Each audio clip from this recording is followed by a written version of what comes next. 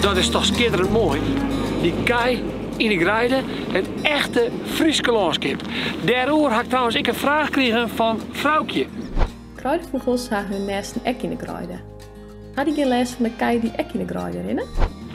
Goeie vraag, Vrouwtje. Er komt de boer hoor. Ik zie hem voor even vreden.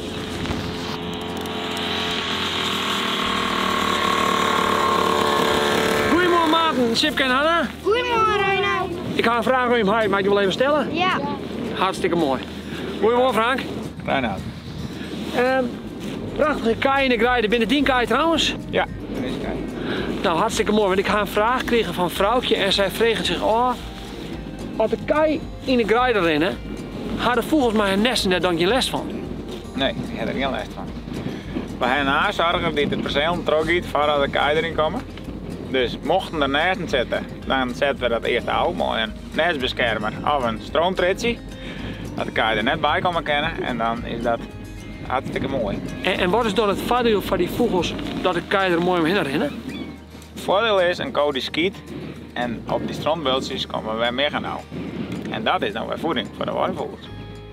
Hey Frank, we zitten hier bij zo'n kolenfly. Is die nou alleen maar geschikt voor de vliegjes? Net alleen. Het is ik kijk komen meerdere keren in het perceel. En op zo'n stroombeeldje dat hier omheen, dat fret ze natuurlijk net.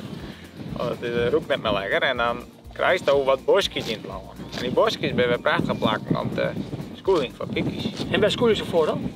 Wat er ook best.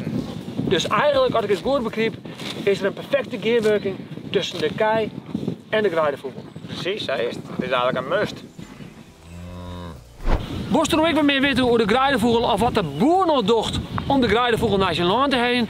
Stuur die vraag dan op via een video, via WhatsApp naar dit nummer en dan zag ik je weer in een nieuwe video. Reina, hoe zit het?